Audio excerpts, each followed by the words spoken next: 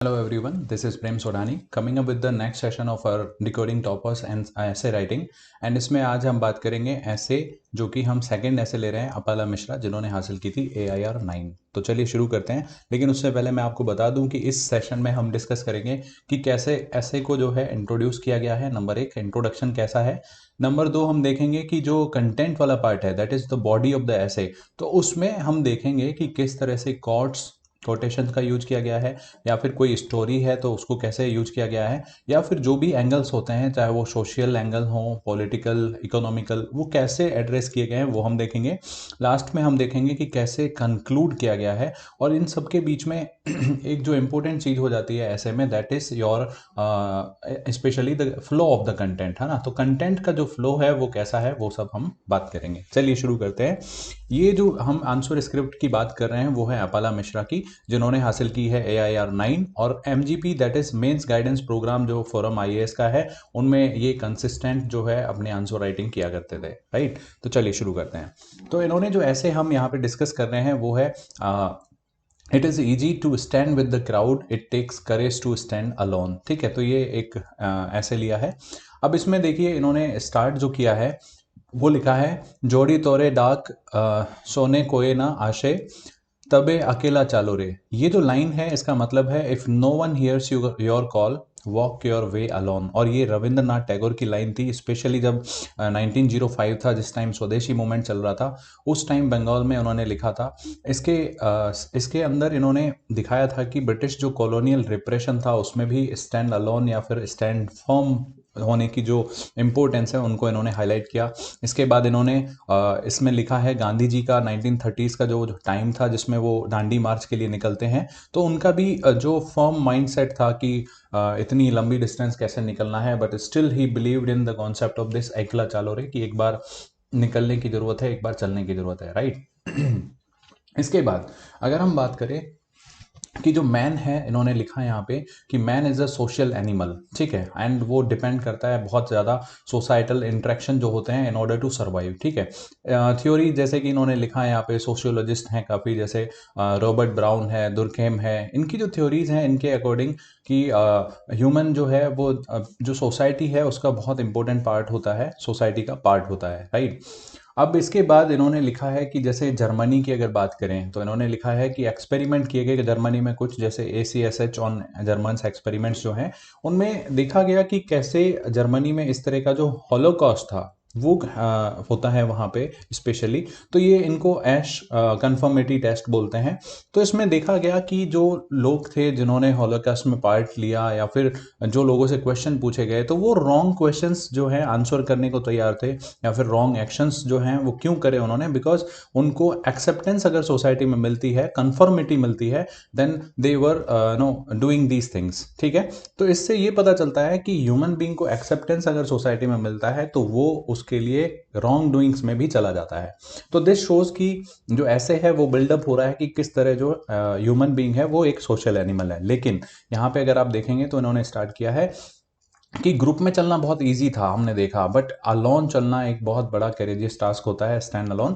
तो इसमें बहुत सारा करेज चाहिए, and specially she cited the example of Raja Ram Mohan Roy in the case of sati pratha in ending the abolishing of this sati pratha, and किस तरह से वो सोसाइटी के अगेंस्ट जाके ये सती प्रथा के अगेंस्ट खड़े होते हैं। फिर उन्होंने एग्जाम्पल दिया स्पेशली ऑफ भगत सिंह की, किस तरह जो भगत सिंह हैं इंडिविजुअल हीरोइक एक्शंस जो हैं उनको आगे बढ़ाते हैं। इसके बाद आप चाहे इंडियन पॉलिटिकल हिस्ट्री देखें तो बहुत सारे एग्जाम्पल हैं, चाहे वो यहाँ पे इन्होंने बहुत अच्छा एग्जाम्पल दिया है दैट इज़ BR अम्बेडकर का।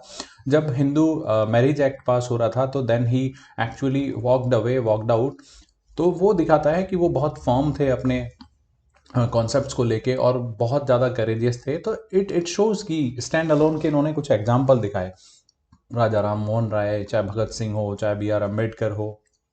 इसके बाद इन्होंने लिखा है कि JP मूवमेंट जो था 1970s का, उसमें भी इन्होंने एक बार जब मूवमेंट लॉन्च किया उसके बाद लोग अपने आप आते गए। या फिर अन्ना हजारे के मूवमेंट की बात करें, एंटी करप्शन मूवमेंट की, तो इनके इन्होंने एग्जांपल देके दिखाया कि किस तरह से ये लोग अपने स्टैंड पे अड़े रहे, फर्म रहे, राइट। इसके बाद अगर बात करें तो इन्होंने फिर आगे दिखाया कि किस तरह से फेमिनिस्ट मूवमेंट जो है वो स्टार्ट होते हैं। इन्होंने लिखा कि फेमिनिस्ट मूवमेंट जो है, स्पेशली यहाँ पे कुछ इन्होंने एग्जाम्पल लिखे हैं, जैसे पंडित रामाबाई, ठीक है, in her book the high caste Hindu women states that in India fight for the women right was started by man. ठीक है, ये देखिए कितनी अच्छी लाइन है कि जो वुमेन के राइट्स की बात है वो भी मैन कर रहे थे, पंडित रामाबाई ने ऐसा लिखा है। लेकिन इसके बाद इन्होंने काफ़ी एग्जाम्पल लिखे, जैसे Sarala Devi Chaudhrani, Savitri Bai Phule, and Savitri Bai Phule was the first female teacher of India. And यहाँ पे उन्होंने लिखा कि बहुत ज़्यादा उनको स्ट्रगल करना पड़ता था बाहर, घर से बाहर निकलने के लिए। वो जो सोसाइटी थी, स्टिग्मा, सेस थे, तो उन सब से लड़ते हुए भी पंडित रामाबाई फुले जो है, सावित्री बाई फुले, तो उन्होंने काफ़ी ज़्यादा वुमेन एजुकेशन, गर्ल एजुकेशन के लिए बहुत ज़्यादा काम किया था, राइट।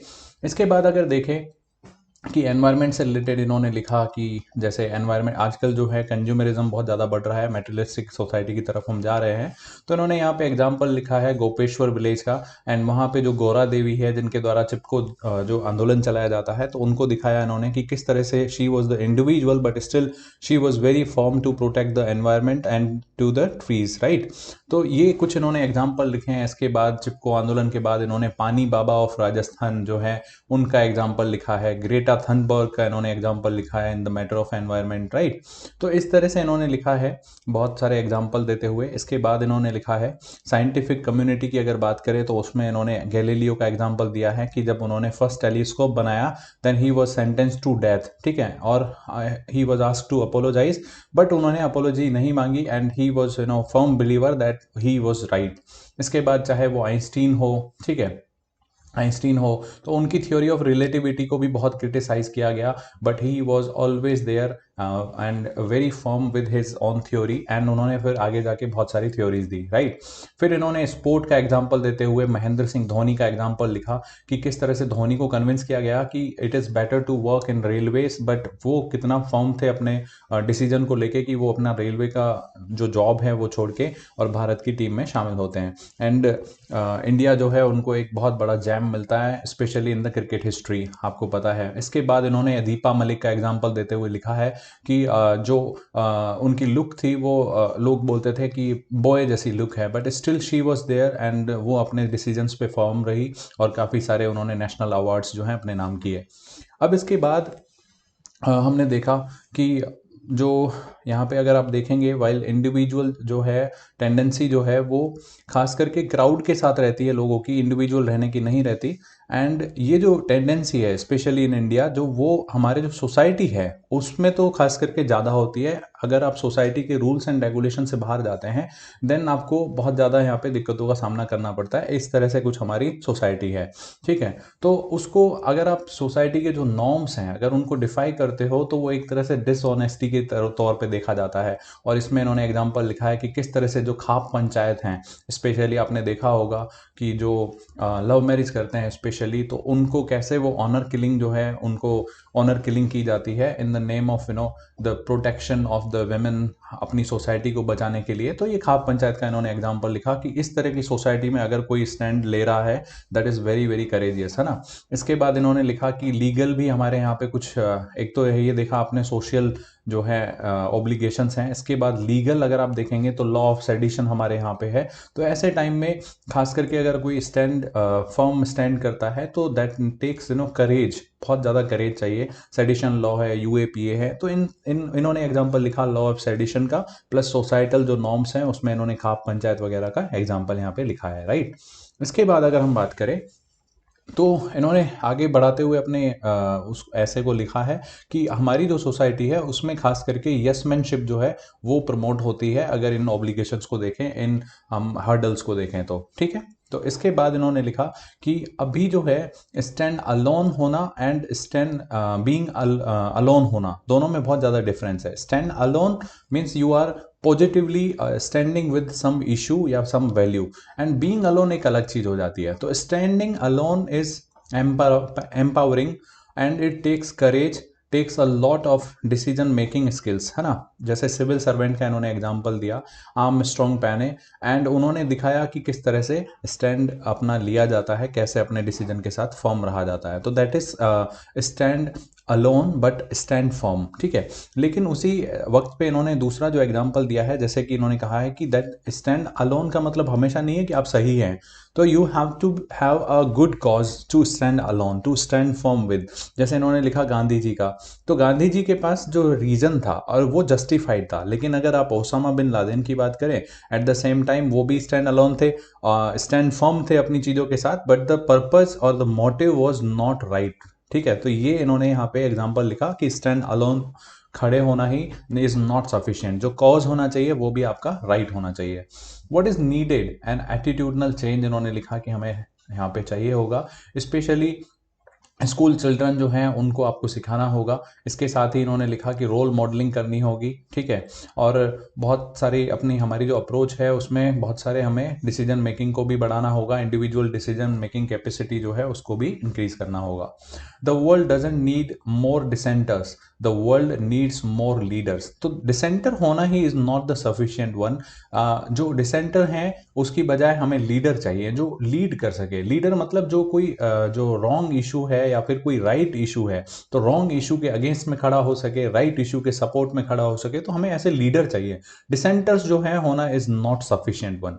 तो कुछ इस एंड पे इन्होंने खत्म किया, और इन्होंने जो खत्म किया है वो बैलेंस के साथ किया है कि सिर्फ अकेला खड़ा होना ही is not sufficient, stand alone is not sufficient. What you need is you need a purposeful stand alone things, right? जो पर्पज है आपका वो अच्छा होना चाहिए। इसके साथ ही कि जो डिसेंटर्स हैं वो नहीं चाहिए, हमें लीडर्स चाहिए। तो कुछ ऐसा इन्होंने अपना ऐसे को एंड किया है। अब आप इनके ऐसे में अगर देखेंगे, तो हम अगर इसको समराइज करें, तो आपने देखा कि किस तरह से इन्होंने सारे एंगल डाले यहाँ पे। अगर आप देखेंगे तो हिस्ट्री से लेके इन्होंने स्टार्ट किया, और इनका ऐसे जो है वो इंट्रोड्यूस हुआ है with the statement of Rabindranath Tagore, ठीक है, स्टैंड अलोन वाला। तो रविंद्रनाथ टैगोर के स्टेटमेंट से ये शुरू करते हैं। इसके बाद हिस्ट्री के काफ़ी सारे इन्होंने एग्जाम्पल दिए, चाहे वो महात्मा गांधी हो, चाहे वो आपने देखा राजा राम मोहन राय हो, या फिर भगत सिंह हो, ठीक है। इसके बाद इन्होंने विमेन वाला एंगल भी यहाँ पे साइट किया। विमेन में इन्होंने दिखाया कि रामाबाई पंडित हैं, या फिर फुले है ना, जिन्होंने गर्ल एजुकेशन के लिए काम किया, सावित्री बाई फुले। तो इन्होंने ये यहाँ से एग्जाम्पल लिखते हुए आगे बढ़ाया। फिर इन्होंने एनवायरनमेंट का जो है, चाहे वो चिपको हो, ठीक है, चाहे वो ग्रेटा थनबर्ग हो, चाहे वो आपने देखा पानी बाबा ऑफ राजस्थान हो, है ना, पानी बाबा।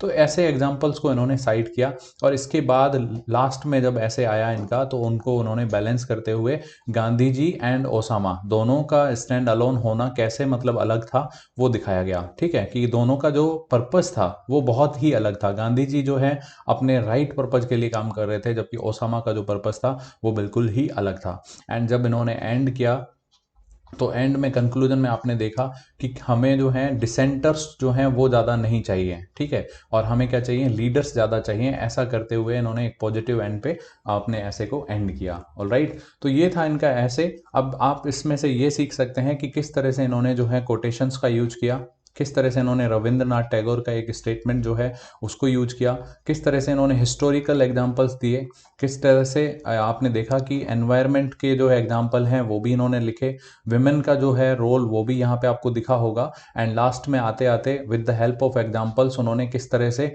डिसेंटर्स और लीडर्स को अलग किया, ये भी आपने देखा होगा, है ना। तो इस तरह से आपको कुछ जो लर्निंग है वो देख सकते हैं। इसके साथ साथ इंपॉर्टेंट जो भी इनके स्टेटमेंट थे वो सारे हाईलाइटेड थे, कोट्स से सारे हाईलाइटेड थे। तो ये था इनका ऐसे। आई होप आपको इससे मदद मिली होगी। अगर ऐसा है तो इसे शेयर एंड लाइक करें। And thank you very much for watching this initiative. Current Affairs by Forum IAS is an all-in-one program that covers the dynamic aspect of the syllabus from both prelims and mains perspective. Last year, we have helped more than 100 students crack IAS with our current affairs classes.